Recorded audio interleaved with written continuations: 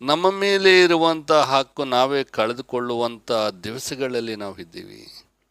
ಎಂಥ ದುರವಸ್ಥೆ ಅಂದರೆ, ನಮಗೆ ನಮ್ಮ ಅಪ್ಪಣೆ ಇಲ್ಲದೆ, ನಮಗೆ ಗೊತ್ತಿಲ್ಲದೆ ನಮ್ಮ ಹೆಸರನ್ನು, ನಮಗಿರುವಂಥ ದಾಖಲಾತಿಗಳನ್ನು, ನಮ್ಮನ್ನು ಮೋಸ ಮಾಡುವಂಥ ಜಗತ್ತಿನಲ್ಲಿ ನಾವಿದ್ದೀವಿ. ನಿಜವಾಗಿ ನಮಗೆ ಸ್ವತಂತ್ರತೆ ಇಲ್ಲಲ್ವಾ? ಒಂದು ಗ್ರಾಮ ಪಂಚಾಯತಿಯನ್ನು ನಾವು ಹಿಡ್ಕೊಂಡಿದ್ರೆ, ಒಂದು ತಾಲೂಕು ಪಂಚಾಯತಿಯನ್ನು ಹಿಡ್ಕೊಂಡ್ರೆ, ಕೆಳಮಟ್ಟದಿಂದ ಮೇಲ್ಮಟ್ಟದವರೆಗೆ ಕೂಡ ಎಲ್ಲ ಅಕ್ರಮ, ಎಲ್ಲ ಅನ್ಯಾಯ. ಆದರೆ ಇಲ್ಲಿ ದೇವರು ಹೇಳ್ತಾನ, ನೀವು ಸ್ವತಂತ್ರರಾಗಿರಬೇಕೆಂದು ದೇವರು ನಿಮ್ಮನ್ನು ಕರೆದನು. ದೇವರು ನಮ್ಮನ್ನು ಯಾಕೆ ಸೃಷ್ಟಿ ಮಾಡೋಣ? ನಾವು ಸ್ವತಂತ್ರರಾಗಿ ಜೀವಿಸಬೇಕು.